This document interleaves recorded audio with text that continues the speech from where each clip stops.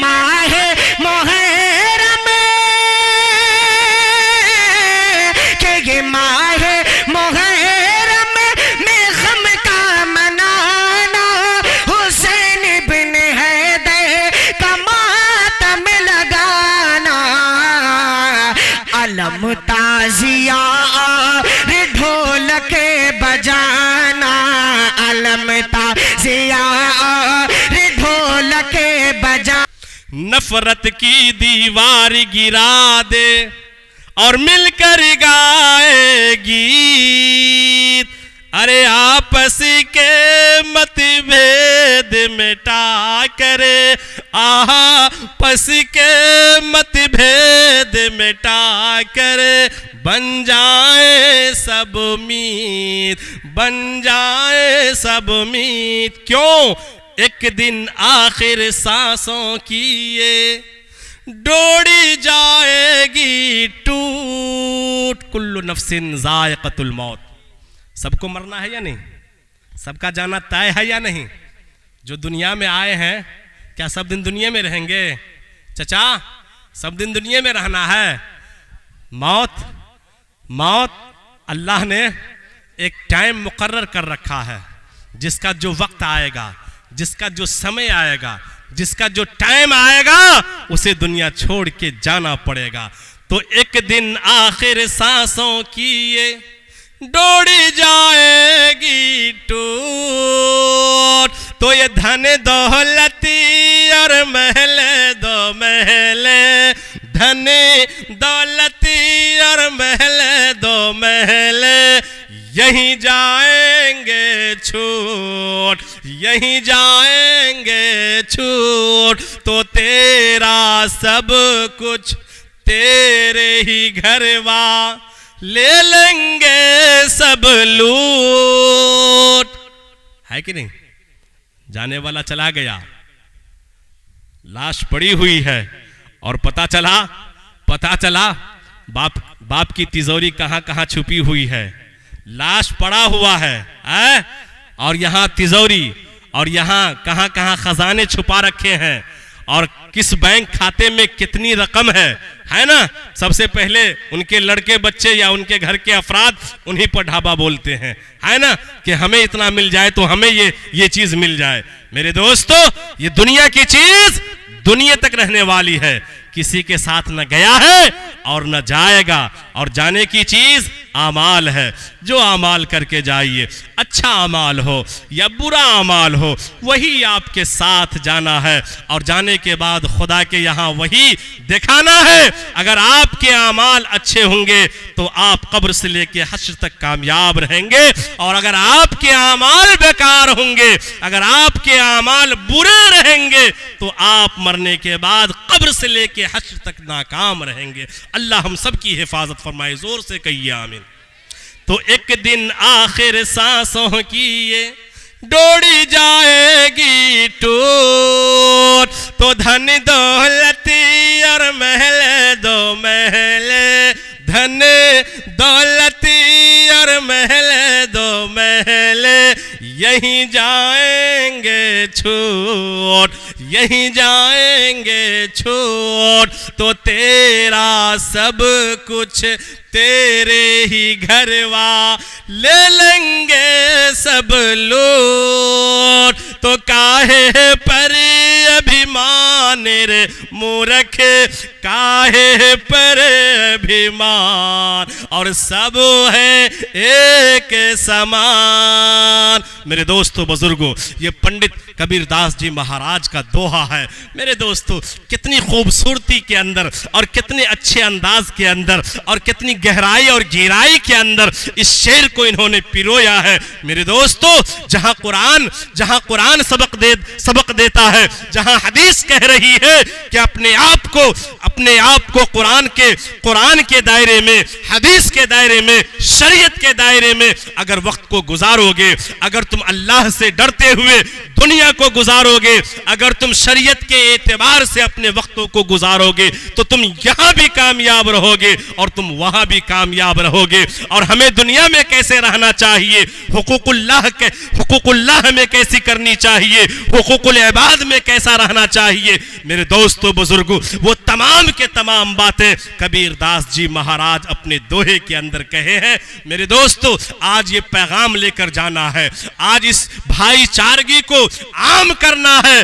आपको अगर आपसे हिंदू भाई मिले तो आपकी हालत इतनी अच्छी हो जानी चाहिए, आप उनसे ऐसे प्रेम से मिलिए, ऐसे इस अंदाज में मिलिए कि उसको एहसास हो जाए कि खुटौना की धरती पर शुहदाए करबला कॉन्फ्रेंस के अंदर एक ऐसा पैगाम दिया गया है, एक ऐसे पैगाम इन लोगों को मिला है जिस पैगाम ने यहाँ के कल्चर के अंदर, यहाँ की सोसाइटी के अंदर, यहाँ के लोगों के अंदर एक प्रेम भर दिया है, एक मोहब्बत को भर दिया है, मोहब्बत को आम कर दिया है और एक दूसरे भाइयों के दिलों से नफरत को हटा दिया है। चाहे हमारे मुस्लिम भाई हो, चाहे हमारे हिंदू भाई हो, तमाम लोगों के दिलों से नफरत खत्म हो गई है। मेरे दोस्तों बुजुर्गों, सामने वाला मेरे साथ क्या कर रहा है मुझे उसे नहीं देखना है, अखलाक तो पहले हमें पेश करना है, अखलाक हम पेश करेंगे, मोहब्बत हम पेश करेंगे। मेरे दोस्तों, सामने वाले जो हमारे बिरादराने वतन है उन्हें एहसास जगेगा, उनके दिल में एहसास पैदा होगा और वो भी हमारे साथ मोहब्बत से पेश आएगा। लेकिन ऐसा करने के लिए, ऐसा बनने के लिए पहल कदमी हमें करनी होगी, आगे हमें आना होगा। अब मेरे दोस्तों बुजुर्गों, आपके सामने चूंकि मौजू शुहदाए करबला है, इंशाअल्लाह शुहदाए करबला के ऊपर अभी मुफ्ती अक़दस हजरत मौलाना आफताब आलम साहब एक अच्छे अंदाज में, एक दलाइल के अंदाज में शुहदाए करबला पर बयान कर रहे थे। इंशाअल्लाह ये मौजू आज का आपने जो आज के प्रोग्राम के अंदर मौजू का इंतखाब किया है, ये वक्त की अहम जरूरत है। मेरे दोस्तों, आज हम सबका ईमान लुटा जा रहा है, आज हम सबका ईमान ये कुफ्र में तब्दील हो रहा है। मुफ्ती साहब तो पर्दे की बात आपसे किए हैं, लेकिन इंशाअल्लाह उससे खुल करके मैं आपके सामने मुहर्रम के ऊपर बयान करूंगा। लेकिन इस बात को पहले जानना है कि इस दुनिया के अंदर दुनिया का मालिक कितना है, या एक है या दो है। क्या हम मुसलमान जिस खुदा को मानते हैं वो खुदा हमारा एक है या हमारा खुदा अनेक है? बिरादराने वतन जिस खुदा को मानते हैं वो खुदा एक है या वो खुदा अनेक है? इसके बारे में मैं आपको समझाना चाह रहा हूं। मेरे दोस्तों बुजुर्गों, बिरादराने वतन के यहाँ जिस तरीके से हम लोग, हम मुसलमान एक ईश्वर को, एक अल्लाह को, एक परमेश्वर को, एक खुदा को, एक रब को मानते हैं, अल्लाह एक ही है, इसी तरीके से हमारे बिरादराने वतन भी एक ही गॉड को मानते हैं, एक ही परमेश्वर को मानते हैं, एक ही परमात्मा को मानते हैं, एक ही ईश्वर को मानते हैं। भाषा अलग है, नाम अलग है, लेकिन खुदा एक ही है। मेरे दोस्तों बुजुर्गों, आइए सबसे पहले बिरादराने वतन के यहाँ 4 मोतबर किताबें हैं। ऋग्वेद है, यजुर्वेद है, यथुर्वेद है, सामवेद है। ऋग्वेद से हम पूछते हैं, ऐ ऋग्वेद अपने हवाले से, अपने अंदर से जरा हमें बतलाओ कि खुदा कितने हैं, एक खुदा है या अनेक खुदा है? तो ऋग्वेद कहती है कि यको जगदीश्वर, यको जगत गुरु, 100 अवतार सत्य, सरो ग्रहण सत्य, सरो सर्वता सम्मानत। मेरे दोस्तों बुजुर्गों, जिस तरीके से हमारी हदीस बयान करती है, जिस तरीके से हदीस के अंदर इमामों के बारे, नबियों के बारे में बतलाया गया है, कमोबेश 1,24,000 अंबिया दुनिया में तशरीफ लाए हैं और ये अल्लाह के भेजे हुए अवतार हैं और खुदा दुनिया के अंदर सिर्फ एक ही है। आइए हम इस मंत्र से जानना चाह रहे हैं, इस मंत्र के अंदर क्या कहा गया है। यको जगदीश्वरा, पूरे संसार का, पूरी दृष्टि का, पूरे ब्रह्मा का एक ही मालिक है, पूरी दुनिया का, पूरे संसार का एक ही मालिक है, एक ही फुल शक्ति का मालिक एक ही है, जिसे हम और आप अल्लाह कहते हैं और बिरादरान वतन जगदीश्वरा कहती है। यको जगदीश्वरा, इस जग का, इस संसार का एक ही फुल शक्ति का मालिक है। यको जगत गुरु, और इस संसार के अंदर एक ही शख्स है, एक ही इंसान है जो पूरी दुनिया के गुरु हैं। हमारे गुरु कोई है या नहीं? इनके गुरु कोई है या नहीं? उनके गुरु कोई है या नहीं? आपके गुरु कोई है या नहीं? आपके गुरु कोई है या नहीं? लेकिन इस धरती पर एक ऐसा इंसान भी आया है जिसका कोई गुरु नहीं है, जिसका कोई गुरु नहीं है, दुनिया के अंदर कोई गुरु नहीं है। वो कौन है? आप हदीस से पूछिए, हदीस आपको जवाब देती है। वो सैयदुल अंबिया, इमामुल अंबिया, ताजदारे बतहा, अहमद मुजतबा, मोहम्मद मुस्तफा सल्लल्लाहु अलैहि वसल्लम की जाते आली है। देखिए, बिरादरान वतन की किताब कह रही है, यको जगदीश्वरा, यको जगत गुरु, इस जग का, इस संसार के अंदर एक ही है जो सबका गुरु है, उसका कोई गुरु नहीं है। 100 अवतार सत्य। इस धरती के ऊपर कमोबेश 1,24,000 नबी आए कि नहीं? 1,24,000 जितने भी आए, 100 अवतार सत्य, वो तमाम के तमाम सच्चे हैं। कमोबेश 1,24,000 जो अंबिया आए, वो तमाम के तमाम सच्चे हैं, सरोग्रहण सत्य। और वो जो किताब लेकर आए, जो शरीयत लेके आए, जो सहीफे लेके आए, 1,24,000 अंबिया, वो तमाम के तमाम सच्चे हैं, सरो सर्वता सम्मानत। लिहाजा हमें सब धर्मों का, सब किताबों का मान और सम्मान करना है। क्या करना है? मान और सम्मान सबका करना है। ऐसा नहीं कि हम कुरान वाले हैं तो अब जबूर को छोड़ दें, तौरात को छोड़ दें, इंजिल, सबको मानेंगे, सबको मानेंगे, लेकिन अमल कुरान मुकद्दस पर करेंगे। मेरे दोस्तों, ऋग्वेद से पता चला ईश्वर कितने हैं? 2 है ना? कितने? आप लोग सुन नहीं रहे हैं? कितने हुए? अल्लाह एक है, ईश्वर एक है, परमेश्वर एक है, परमात्मा एक है, प्रभु एक है। अब आइए हम दूसरी किताब से एक किताब जाहिर कर दी, बतला दी कि अल्लाह एक ही है, दूसरा नहीं है। अब दूसरी किताब से जरा पूछते हैं कि ए यजुर्वेद, जरा आप बताइए अपने अंदर से, अपने भाषा में, कि खुदा एक है या खुदा अनेक है। मेरे दोस्तों बुजुर्गों, जब हमने ऋग्वेद, जब हमने यजुर्वेद से पूछा तो यजुर्वेद जवाब देती है, शशपरिकार अकायम शुकर्रम अबर्रनम अश्नावरम अबाबिदम शुशवाहा।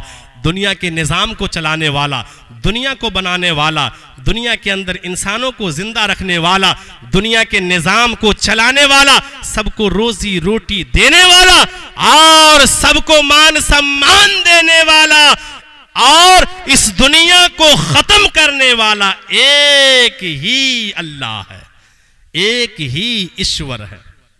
शशपरिकार अकायम शुकर्रम अबर्रनम अश्नाविदम अबाबिदम शुशवाहा। अब आइए, पता चला ऋग्वेद ने कहा खुदा एक है, यजुर्वेद ने कहा खुदा एक है। अब हम दूसरी किताब यजुर्वेद से पूछ लेते हैं, आप बतलाइए खुदा एक है या खुदा 2 है या खुदा अनेक है। जब हमने बिरादरान वतन की तीसरी किताब से पूछा, वो किताब जवाब देती है, यक औकार सत्य नाम कर्ता पुरुष नरभू नरवीर अकाल मूर्ति। यक औकार, एक ही है जो पूरे संसार का निराकार है, एक ही है। सत्य नाम, उसी का नाम सच्चा है। कर्ता पुरुष, वो हर चीज पर कादिरे मुतलक है। नरभू, वो किसी से डरता नहीं है।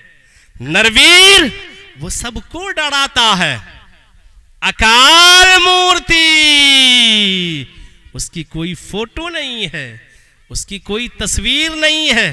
अल्लाह की फोटो कहीं नजर आया है? अल्लाह की तस्वीर कहीं देखे हैं? तो अकाल मूर्ति, उसकी कोई तस्वीर नहीं है। मेरे दोस्तों बुजुर्गों, पता चला यक औकार एक ही है जो पूरे संसार का निराकार है, एक ही है। अब मेरे दोस्तों, निराकार ये ईश्वर का एक नाम निराकार है। मेरे दोस्तों, अब ये बात हमें समझ में नहीं आ रही है, तो हमने एक पंडित महाराज जी से पूछा कि पंडित महाराज जी, आप निराकार जिसे कहते हैं उस निराकार का अर्थ और मतलब बतलाइए। इसलिए कि निराकार सुन करके हम अपने आप में खुश हो रहे हैं कि जिस तरीके से आपकी किताब निराकार कह रही है, वही अल्फाज हमारे कुरान में भी और हमारी शरीयत में भी आई हुई है। पहले आप बतलाइए कि आप निराकार किसे कहते हैं। पंडित महाराज जी कहते हैं कि निराकार उसे कहते हैं जिसका कोई आकार ना हो, हद ना हो।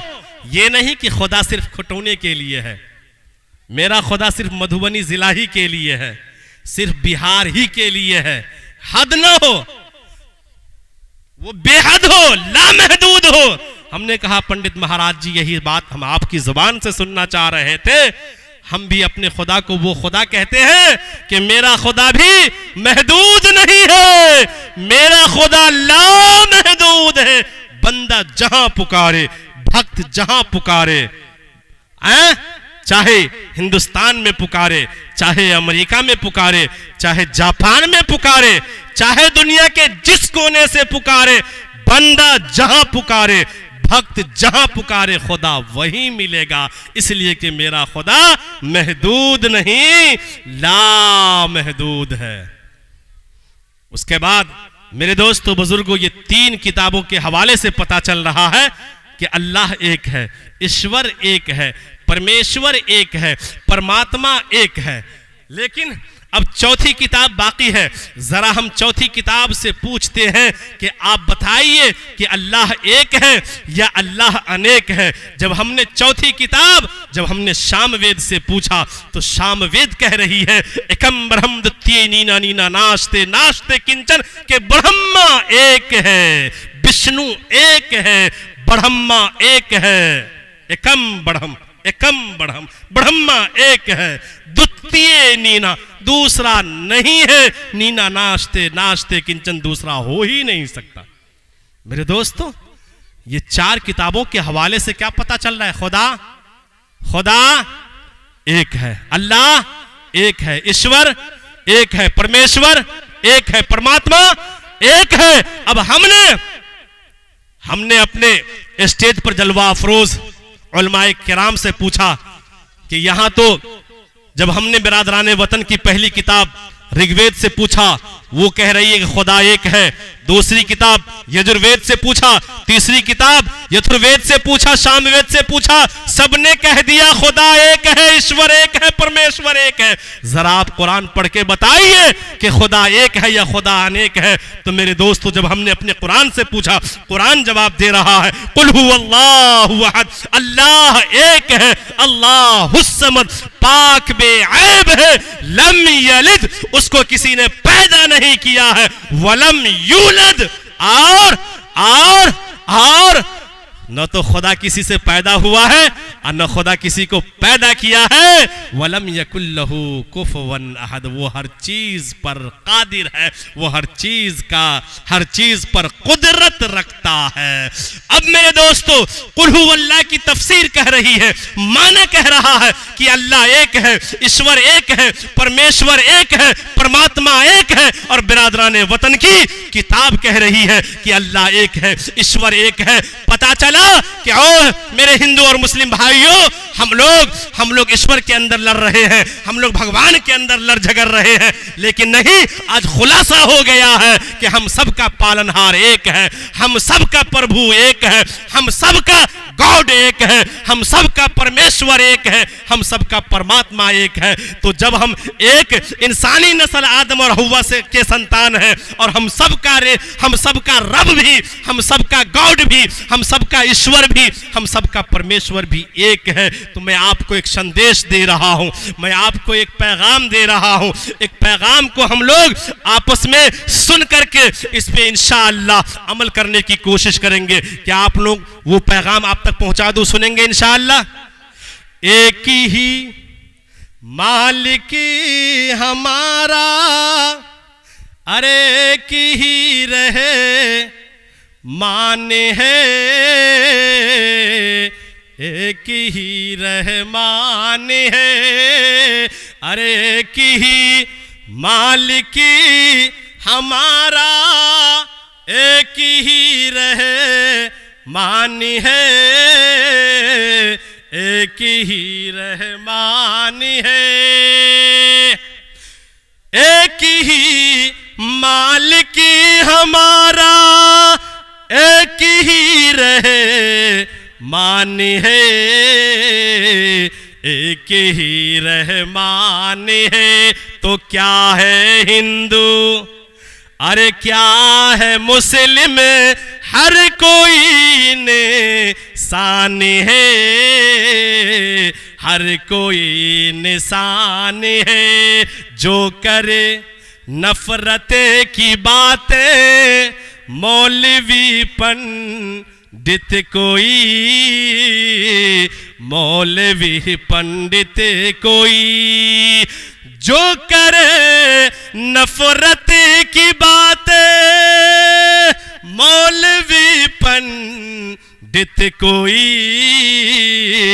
मौलवी पंडित कोई, तो वो है जाहिल, वो है जालिम, वो बड़ा नादान है, वो बड़ा नादान है।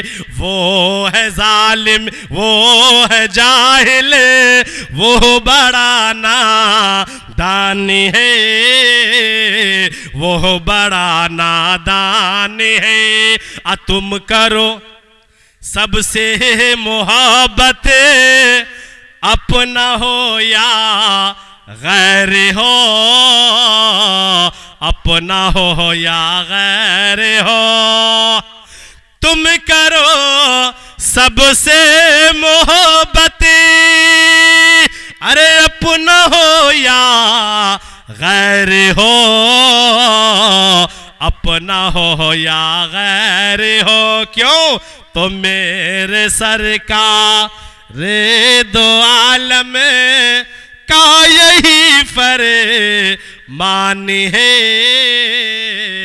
का यही फरमान है। और इसी को एक दूसरे शायर ने इस अंदाज में कहा है कि इस देश में हिंदू न मुसलमान है बाबा,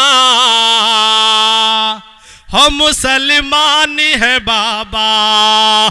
इस देश में हिंदू न मुसलमान है बाबा। सच पूछो तो, सच पूछो तो हम लोग ही इंसान है बाबा, इंसान है बाबा।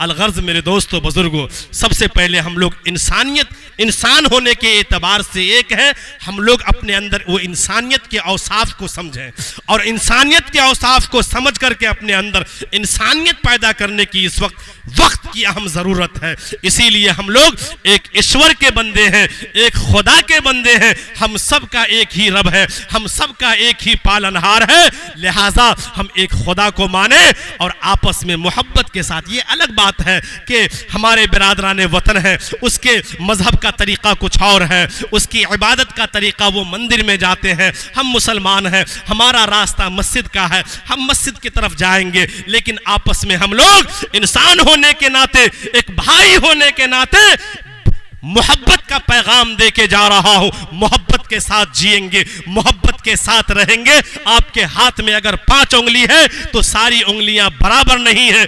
कोई बड़ी है, कोई छोटी है, कोई उससे भी छोटी है। अगर हमारे बीच में अगर हमारे भाई अगर कोई बुरा बन जाए, अगर कोई भाई अगर मस्जिद जाने वाला ना हो, या हमारे बिरादराने वतन के अंदर अगर कोई भाई मंदिर जाने वाला ना हो, या समाज के अंदर सारे तबके के लोग हैं, कोई छोटे हैं कोई बड़े हैं, उनकी बातें अलग अलग हुआ करती है, अपने अपने लिहाज से हुआ करती है। मेरे दोस्तों बुजुर्गों, अगर किसी की बात हमें तीखी लग जाए, अगर किसी की बात आपको तीखी लग जाए, अल्लाह के वास्ते अपना भाई समझ करके, अपना ब्रदर समझ करके, अपना ब्रोदर समझ करके उसे माफ कर देंगे। अगर आपके अंदर माफ करने की सिफत आ गई, मेरे दोस्तों, ये हमारे नबी आखिरुज़्ज़मा मोहम्मद अरबी सल्लल्लाहु अलैहि वसल्लम की सिफत थी और सच्चे उम्मती होने की एक पहचान है। लिहाजा अगर हम वाकई अल्लाह के नबी की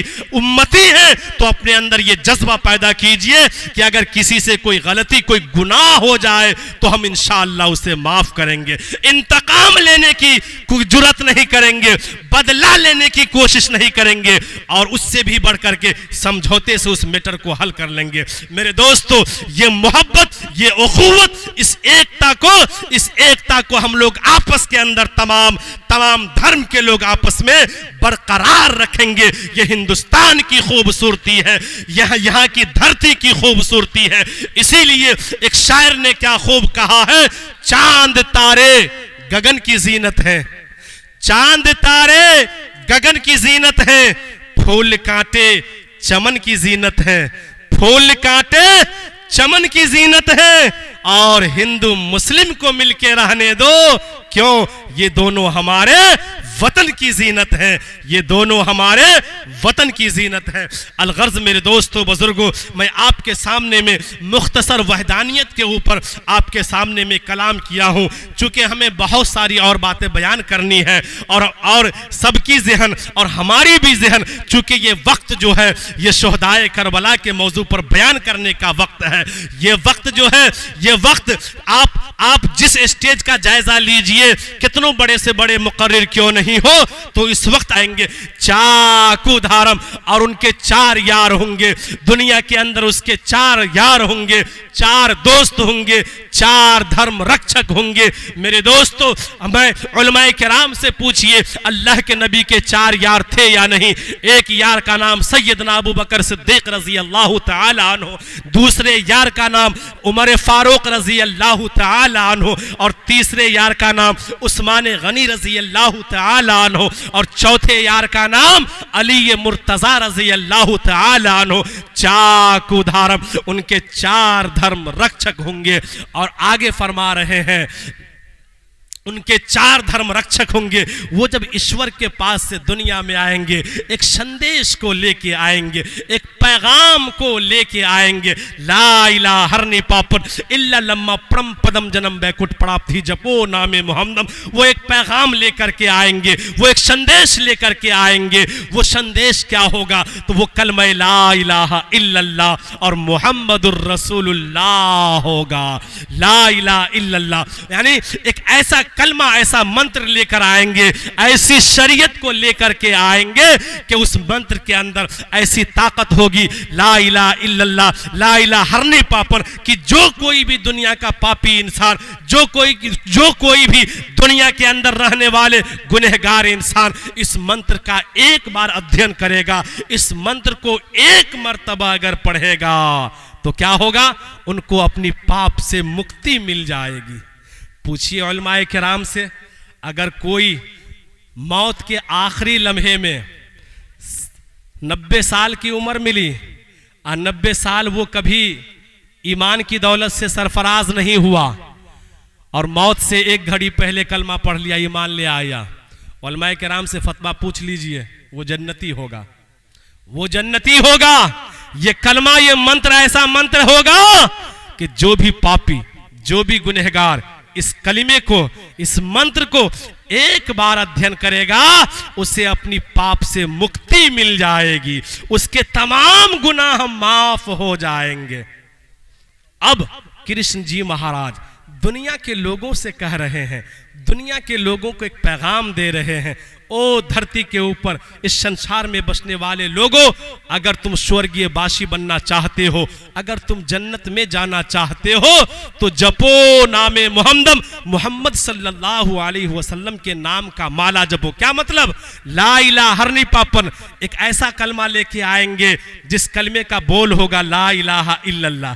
आगे फरमा रहे हैं ला इलाहा इल्लल्लाह, ये तो ईश्वर के लिए हुआ कि एक अल्लाह के अलावा दूसरा कोई माबूद नहीं। लेकिन जपो नामे मोहम्मदम, अगर तुम जन्नती बनना चाहते हो, स्वर्गीय वासी बनना चाहते हो, तो ला इलाहा इल्लल्लाह के साथ मुहम्मदुर रसूलुल्लाह को भी मिलाना होगा, तब जाकर के तुम स्वर्गीय वासी बन पाओगे, तब तुम जन्नती बन पाओगे। ला इलाहा इल्लल्लाह मुहम्मदुर रसूलुल्लाह, इनका साफ अर्थ ये होता है। अलगर्ज मेरे दोस्तों बुजुर्गों, तो ला इलाहा इल्लल्लाह कहने से इंसान कितना बड़ा पापी और गुनहगार क्यों नहीं है, उनको अपने पाप से मुक्ति मिल जाएंगी। अब मेरे दोस्तों यहां पर एक शेर आप तक पहुंचाने जा रहा हूं। पाप जानते हैं किसे कहा जाता है?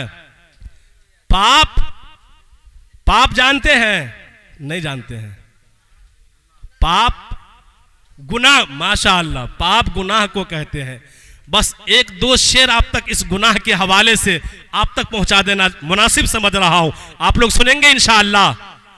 आज हमारी ये हालत हो गई है कि हमारे भाइयों में से कितने भाई पाप तो जानते भी नहीं हैं, और जो लोग जानते हैं तो गुनाह को कहा जाता है। लेकिन आज मुसलमान कदम कदम पे, लम्हा लम्हा, मिनट मिनट में गुनाह ही करता है। अल्लाह हम सब की हिफाजत फरमाए। जोर से बोलिए आमीन।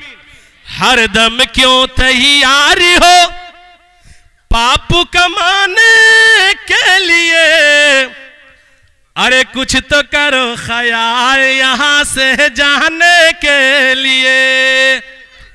माशाअल्लाह हमारे स्टेज पर हिंदुस्तान के दिलों की धड़कन, नौजवानों के दिलों की धड़कन, आली जनाब नाज़िम हिंदुस्तान भाई मुजाहिद साहब हसनैन हबीबी, जो इस वक्त अल्हम्दुलिल्लाह हमारे बीच स्टेज पर जलवाबार हो चुके हैं। थोड़ी देर के लिए हम लोगों से गायब हुए थे, वो खाना तनाउल फरमाने गए थे, अल्हम्दुलिल्लाह अब आ गए हैं। माशाअल्लाह इनकी जिस प्रोग्राम में हमारे नाज़िम हिंदुस्तान साहब पहुंच जाए, कसम खुदा की इनका पहुंचना जलसे की कामयाबी की जमानत है। अल्लाह ने वो गुण हमारे नाज़िम हिंदुस्तान भाई मुजाहिद हसनैन हबीबी साहब के अंदर नवाजा है। अल्लाह मजीद इनके गुणों में तरक्की अता फरमाए।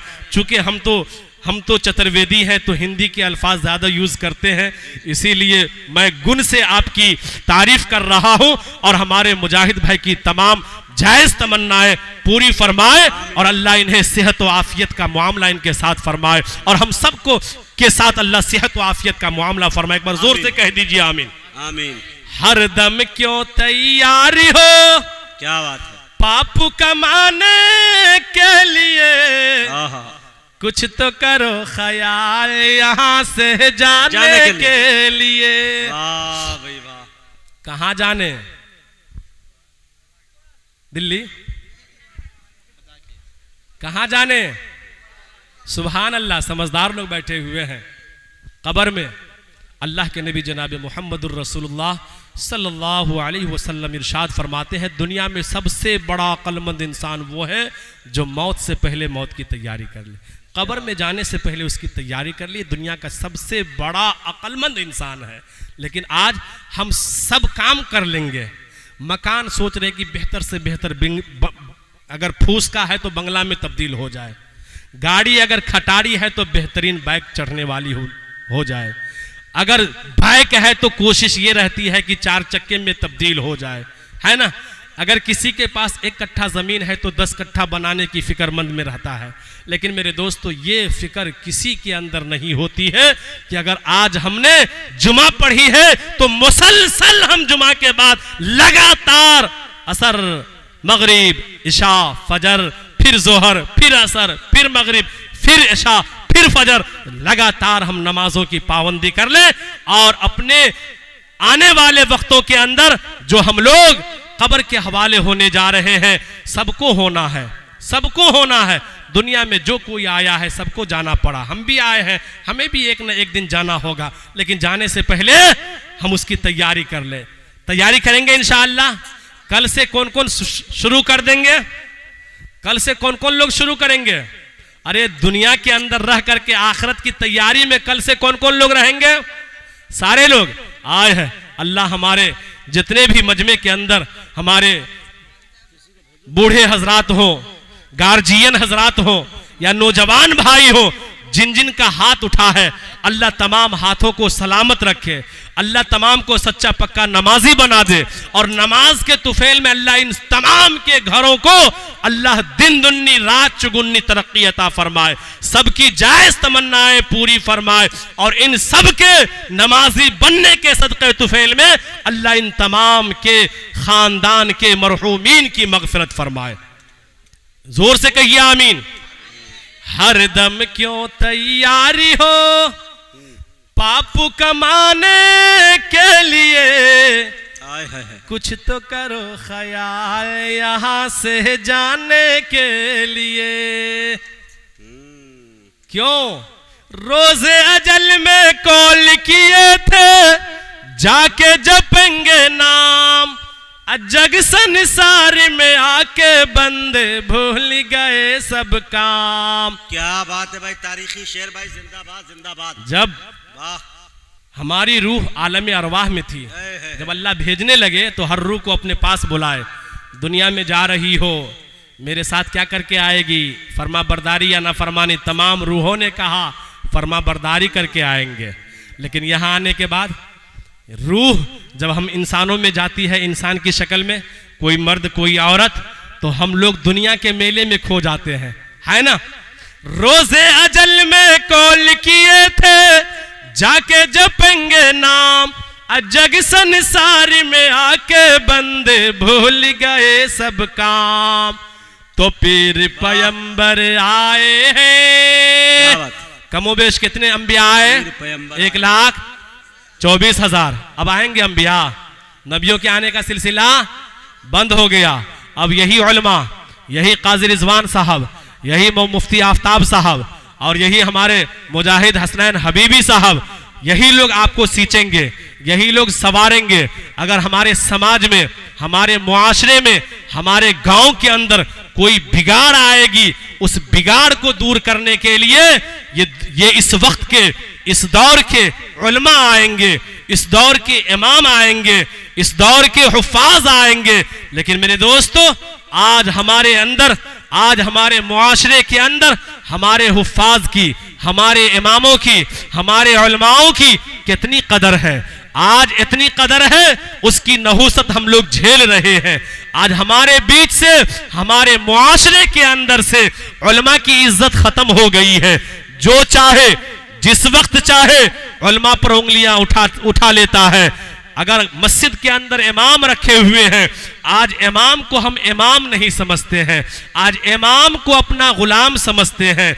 आज इमाम को जो जी में आया, आपको आप अगर घर में जिम्मेदार हैं तो आपके बीवी हैं, आपके बच्चे हैं, आपके लवाजमात हैं, आपके माँ बाप हैं, आपका एक एक तकाजा उनके लिए पूरा हो रहा है। अगर इमाम साहब अपने बीवी की जरूरत पूरी करने के लिए अगर मस्जिद से गया और असर नमाज पढ़ाने में अगर 5 मिनट देरी हो जाती है, मगरिब के वक्त पहुंचने में अगर 10 मिनट की देरी हो जाती है, तो देखिए वो इंसान जिसे अलिफ के बारे में, अलिफ का जो वो काला हर्फ है उसके बारे में जर्रा बराबर पता आता नहीं रहता है, वो उसके ऊपर टूट बरसता है।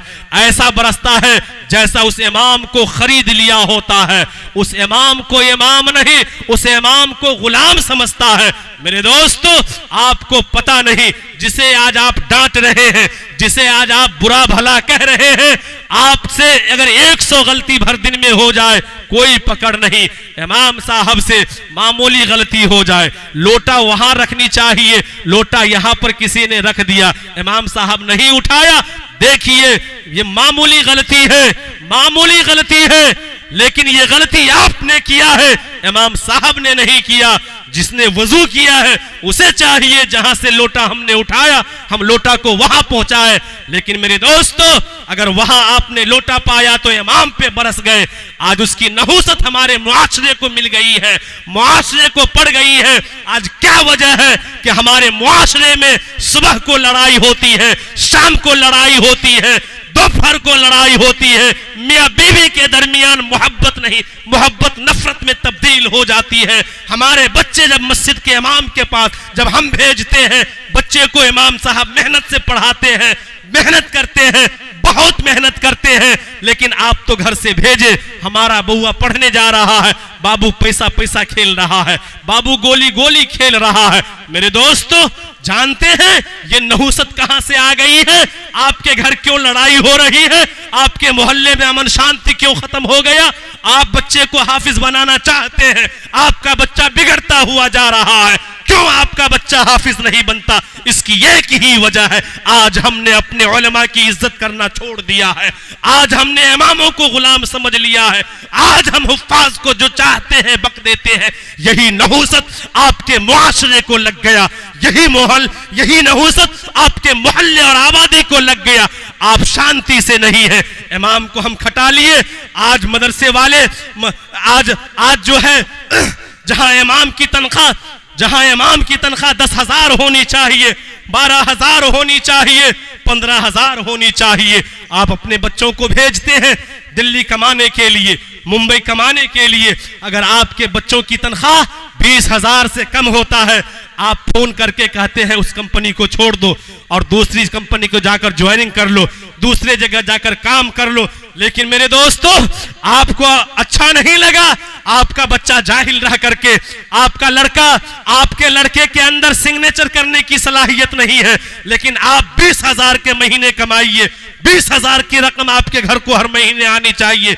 एक इमाम साहब को तनख्वाह देने के लिए 100 बार मीटिंगें होती हैं, 100 बार कमेटी बैठती है, 6,000 से ऊपर तनख्वाह नहीं जा पाती है, 7,000 से ऊपर तनख्वाह नहीं जा पाती है। मेरे दोस्तों, कभी हमने सोचा है, कभी हमने गौर किया है कि आखिर उसके भी बीवी है, उसके भी बच्चे हैं, उसके भी गार्जियन है, उसके भी माँ बाप हैं। मामूली तनख्वाह आपने उसके लिए तय किया। आज हमारे मुआशरे की हालत ये हो जाती है। मैं आपको निशाना नहीं वल्ला बना रहा हूं, मैं जो अपने मुआशरे के अंदर, अपने समाज के अंदर जो देखने को मिलता है हमें, वो आपके सामने मैं बयान कर रहा हूं।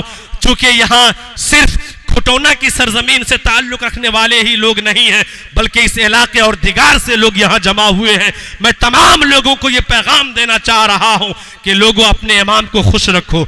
इमाम को उसका बस्ती की वसात की हैसियत से अगर तुमने तनख्वाह देना शुरू कर दिया तो समझ लो, अगर इमाम का दिल खुश है तुम्हारी आबादी से, इस आबादी से, जहां भी अल्लाह का घर मस्जिद आबाद है, उस आबादी से इमाम का दिल अगर खुश है तो समझ लीजिए वो बस्ती आबाद है, वो बस्ती में चार चांदनी है, उस बस्ती में तरक्की है। और अगर इमाम का दिल अगर रूठा हुआ रहता है, 5,000 में बच्चे को पढ़ाएंगे, अम्मा का इलाज कराएंगे, बीवी का इलाज कराएंगे, क्या कराएंगे? मेरे दोस्तों, अगर इस तरह की बात हमेशा कुढ़ाती रहेगी, इमाम साहब का दिल हमेशा अगर कुरहता रहा तो समझ लीजिए उस बस्ती में उसके वो बस्ती वाले वबाल के शिकार हो जाएंगे। उसकी नहूसत जो है उस बस्ती को लगेगी। आज हमारे बच्चे जहां काम करते हैं, आज हम लोग अपने बच्चों को जिस कंपनी में काम करवाते हैं, ऑर्डर करते हैं, एडवांस 50,000 रुपये ले लो, फला जमीन खरीद रहा हो, वो बच्चा आपका उस मालिक से 50,000 एडवांस भेज देता है।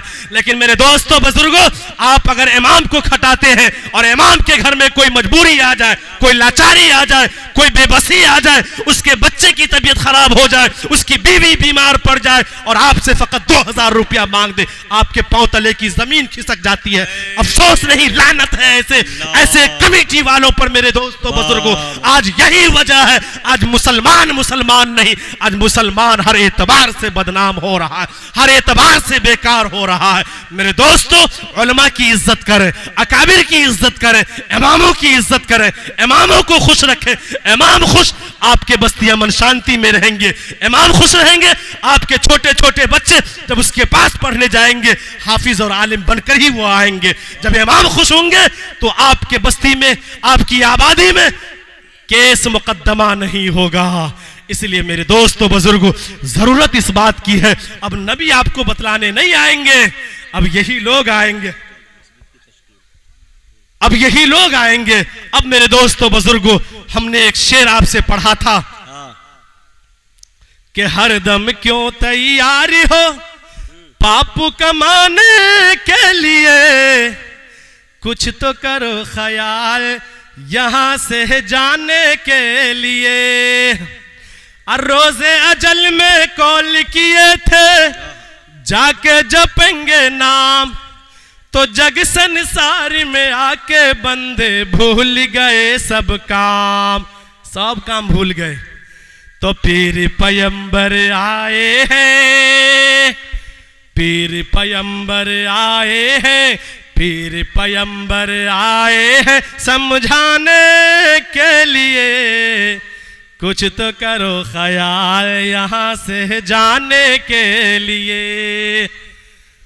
जब तक तेल दिए में है तो जगमग जगमग होवे, जब तक सांस चल रहा है, जब तक कंठ में प्राण है, तभी तक ये दुनिया हमारे लिए जगमग जगमग है ना, मेले के मानिंद है।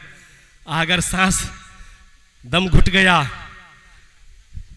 मृत्यु हो गई, इंतकाल कर गए, तो अब ये तमाम जगमग जगमग होना बंद हो जाएगा। आप कहेंगे ताऊत लेकर के आओ। जब तक तेल दिए में है तो जगमग जगमग होवे, तो जल गया तेल भड़क गई बत्ती, ले चल होवे। तो चार जना मिल आए हैं, ताऊत लेके कितने आदमी आएंगे? चार जना मिल आए हैं, चार जना मिल आए हैं ले जाने के लिए।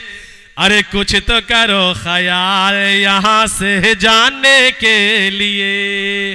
को आवाज दे रही है, आप स्टेज पर जल्द तशरीफ ले आए। ये नबी के औसाफ, नबी के बारे में जो बिरादरान वतन जी के देवता कृष्ण जी महाराज क्या बोल के गए, वो आपके सामने वो संदेश कहा हूं। आइए बस एक मंत्र, मैं एक दोहा पढ़ करके मैं इस मौजू से हट करके चंद घड़ी, चंद मिनट करबले के मौजू को मैं आपके सामने रखना चाहता हूं। चूंकि हर मुकर्रिर के बयान करने का अंदाज बात वही होती है और बयान करने का अंदाज अलग होता है।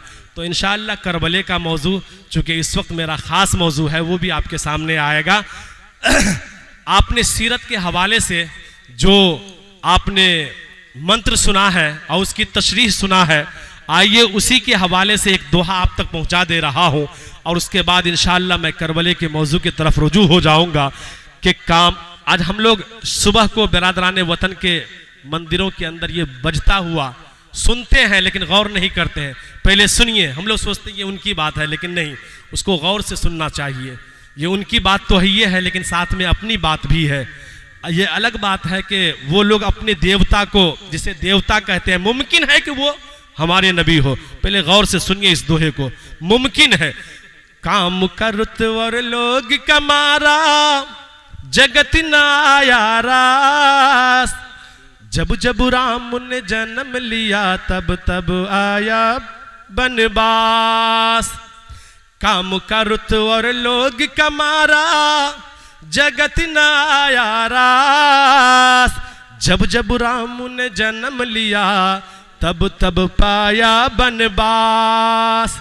और राम हर एक जुग में आए, पर कौन इन्हें पहचाने। राम आप सुन रहे हैं, बिरादरान वतन उसे राम कहते हैं, हम लोग अपने भाषा में नबी कहते हैं। इतना ही का फर्क है। वो अपने भाषा में कृष्ण जी कहते हैं, हम लोग उसको, किसी को इब्राहिम कहते हैं, किसी को मूसा कहते हैं, किसी को ईसा कहते हैं। इतना ही का फर्क है।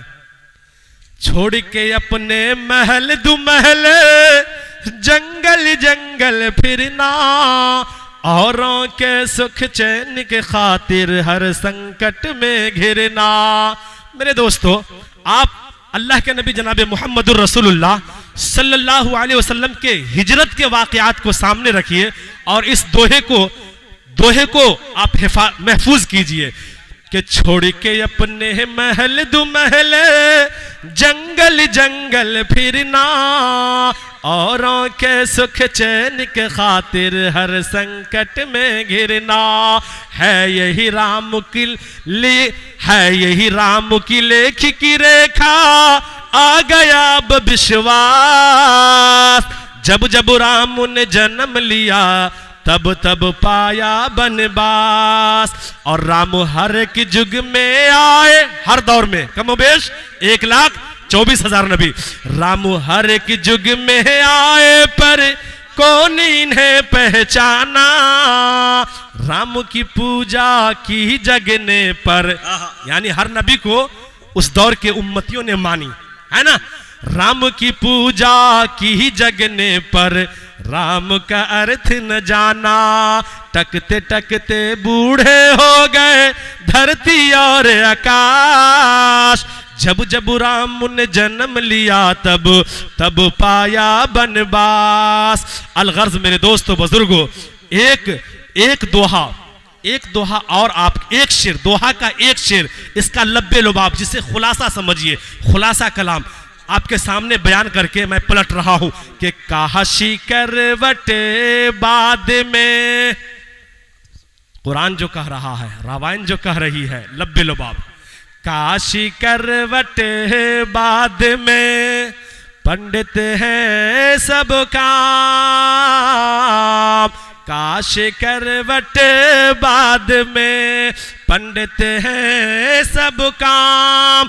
अब कुंठी वासी न पाइयो बिना मोहम्मद नाम, बिना मोहम्मद नाम। सरजमीन कलकत्ता से ताल्लुक रखने वाले पंडित काल का प्रसाद महाराज जी जब मेरे नबी की हिस्ट्री, मेरे नबी की तारीख को वो जाने, वो सुने, तो ये कहने पर मजबूर हो जाते हैं। सुना दूं वो भी पहुंचा दूं? तो वो कह रहे हैं, गर शम्सो कमर को कोई हाथों में उठा ले, गर शम्सो कमर को कोई हाथों में उठा ले, फिर नेमते कौनैन को दामन में बसा ले। कोई मुझसे ये पूछे काल का तू क्या ले, तो मैं कहूं नालैने नबी को आंखों में सजा ले। एक पंडित महाराज है, जब मेरे नबी की हिस्ट्री और तारीख को समझा तो आपकी जूती को अपना सूरमा बनाने के लिए तैयार हो जाते हैं। जब यही चीज एक मुस्लिम शायर ने सुना कि भाई एक गैर मुस्लिम पंडित महाराज होकर के और मेरे नबी से इतनी अच्छी अकीदत, तो हम मुसलमानों को तो इससे भी बेहतर अकीदत पेश करनी चाहिए, तो वो कहने पर मजबूर हो जाते हैं कि प्यारे मोहम्मद जग उजियारो अर्शी पे चमके नाम हो। प्यारे मोहम्मद जग उजियारो अर्शी पे चमके नाम हो, तो तोहरे ही पाँव के जूता हो प्यारे हमरे शरीर का चाम हो। तोहरे ही पाँव के जूता हो प्यारे तो हमरे शरीर का चामो हो। ये एक मुस्लिम शायर अपना दर्द और आका सल्लल्लाहु अलैहि वसल्लम से अपनी अकीदत पेश कर रहे हैं कि मैं अपने आप को तो उस वक्त खुश नसीब समझूंगा कि जब आप सल्लल्लाहु अलैहि वसल्लम की जूती के लिए, आप जो जूता पहने उस जूता के लिए चमड़े का इस्तेमाल मेरे बदन के चमड़े का हो जाए, तो ये हम सब के लिए खुशनसीबी की बात होगी।